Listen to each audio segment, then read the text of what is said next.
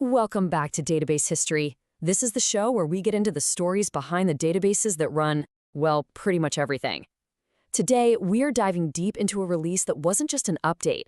It was a complete game changer for a NoSQL titan, MongoDB version 4.0. So here's how we're going to break it down. First, we need to talk about the huge problem that was holding MongoDB back. Then we'll see how version 4.0 just completely pivoted the company. We're going to peek under the hood at the tech that made it all possible, really get into why this mattered so much to developers, and finally explore how it totally redefined what MongoDB even was. All right, let's set the scene. It's June 2018. MongoDB is already a massive player in the database world. Everybody knows it's flexible, it scales like crazy, but it had this one big chink in its armor, a real Achilles heel that kept it out of some of the most important applications out there. So you have to ask, what was it? What was the one thing that kept developers up at night? The thing that made them pause and say, can I really trust this database when my data integrity has to be perfect? Yeah, that was the ghost in the machine for Mongo. And that ghost had a name, multi-document ACID transactions. Now, ACID is basically the gold standard for data reliability. It's a promise that a bunch of operations either all happen or none of them happen. Think about a simple bank transfer, right? You can't have the money leave your account if it doesn't show up in your friend's account. That's the guarantee ACID gives you. And MongoDB, it just couldn't do that across multiple documents. And then it all changed. MongoDB 4.0 dropped, and it wasn't just another version number on the release page. No, this was a fundamental shift in the company's entire philosophy.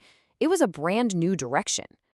That's right, version 4.0. This was the one, the release that finally delivered the single most requested feature in the history of MongoDB, full support for multi-document ACI transactions. This was the shot heard round the database world. And this really captures the whole philosophical pivot perfectly. On the left, you've got the old mantra, the original NoSQL creed. Forget about those complex transactions. You need raw speed and massive scale. That's what the web was built on. But on the right, you see the future, this bold, almost defiant statement that no, you don't have to choose anymore. That trade-off, it's over. Seriously, just that one phrase, "you can have both," became the rallying cry. It meant you could finally get the amazing flexibility and scale of a document database and the rock-solid data guarantees of a traditional relational database. It was a promise to end a compromise that developers had been forced to make for a decade. So how in the world did they pull this off? I mean, this wasn't something they just flipped a switch on. It was the culmination of years of really, really hard engineering. The foundation had been laid years earlier. Let's dig in. Okay, so the story really starts back with version 3.0, when they introduced the Wired Tiger storage engine. That was step one, and it gave them a much better way to handle things happening at the same time. Then, for 4.0, they built snapshot isolation on top of that, which let transactions work on a consistent picture of the data without tripping over each other. And the final piece of the puzzle was a super robust write-ahead log, which basically made sure that even if the whole server crashed mid-transaction, your data was still safe. So what did all that engineering actually get you? Well, you got fully ACID-compliant transactions. They could span multiple documents and multiple operations. It was the real deal. Now, there was one small catch at the time. These transactions were limited to a single replica set. You couldn't do it across a huge sharded cluster. At least, not yet. Okay, that's enough tech talk. We've covered the what and the how. But let's get to the most important part, the why. Why was this such a massive deal for the people actually in the trenches, building stuff? This wasn't just a cool technical feature. It unlocked a ton of real-world value.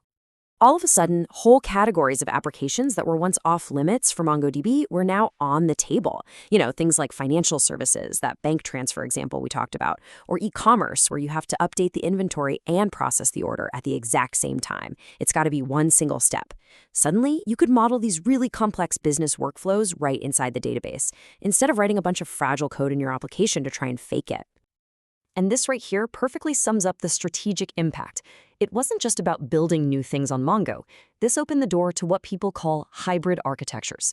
Now MongoDB could live happily next to a traditional database, or in a lot of cases, it could start to completely replace them, making the whole tech stack a lot simpler.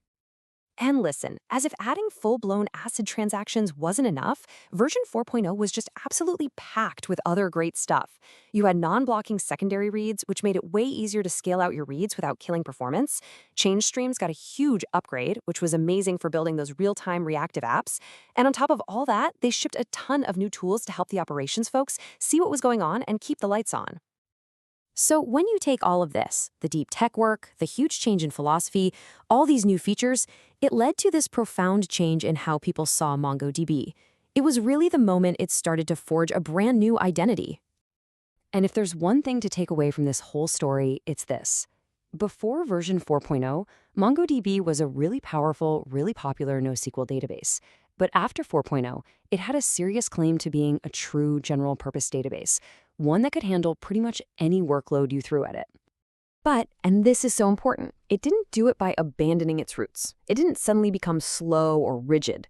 It kept all the things that made people fall in love with it in the first place: the flexibility, the document model, the scalability. It just expanded its toolkit. It added a massive new capability without losing its soul. Now, of course, the story doesn't end there. Not even close. Version 4.0 laid the groundwork, but the next logical step was to take these incredible transactions and make them work across a massive, globally distributed, sharded cluster. So make sure you join us next time on Database History as we explore MongoDB 4.2. Talk to you then.